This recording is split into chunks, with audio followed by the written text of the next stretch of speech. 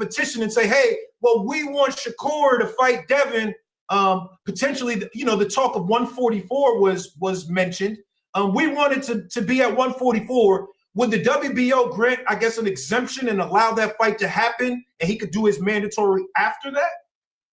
Mr. Prince and his team, they can submit whatever request they deem appropriate and relevant, and we should proceed in accordance with our rules.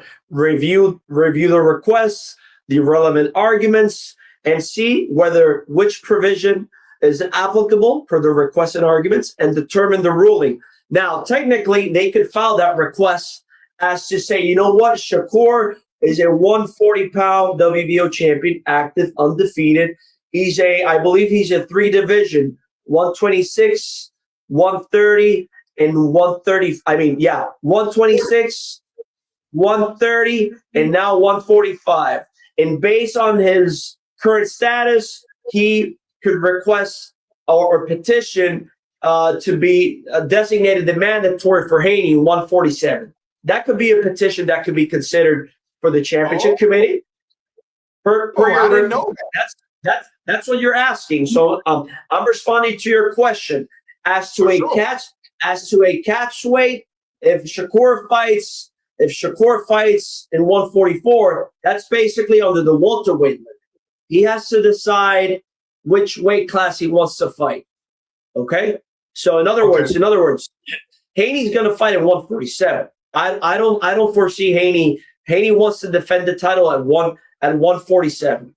As long as you make the weight below 147, you can fight in 146, 144, 142, 141, because it's below the 147 limit. But we're just speculating now, right? Based on your question. But Team Shakur can submit whatever request they consider appropriate, and we'll just give it its due course. Yeah. So, all right, 147 or nothing, basically. Bro, it just keeps getting worse and worse for Shakur Stevenson, ladies and gentlemen.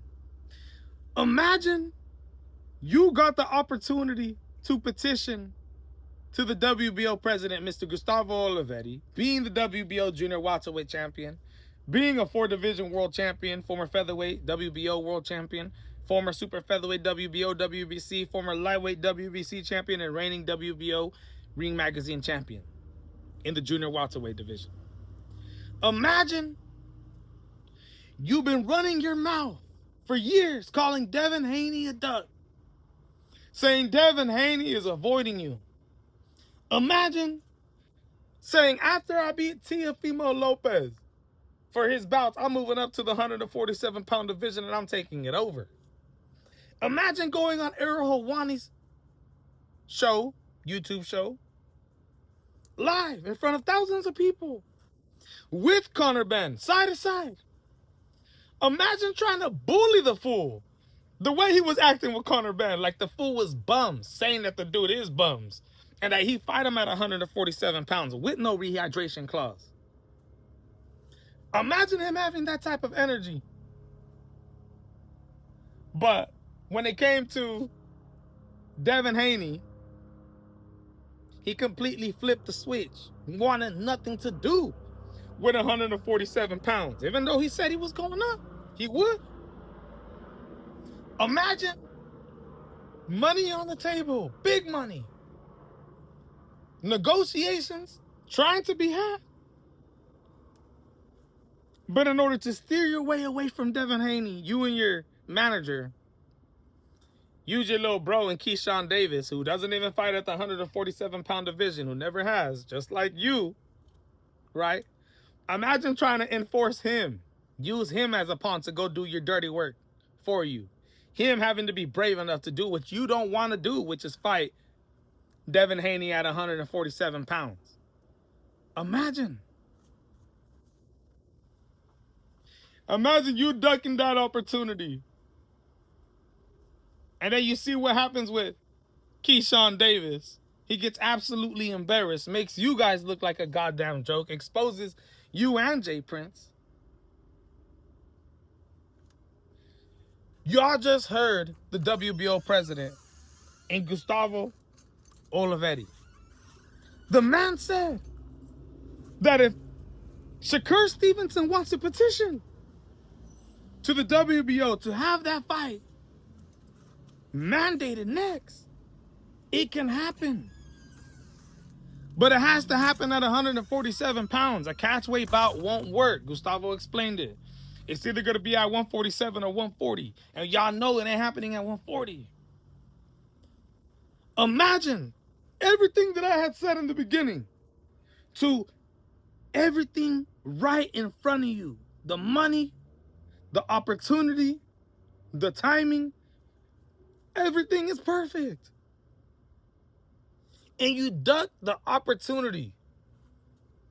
Even though you need this right now in the current state of your career. Not only your career, but your manager's career. And also your little bro. Keyshawn's career, bruh. Ain't nothing ever saving Keyshawn Davis. But you did this. You caused this. You and Jay Prince.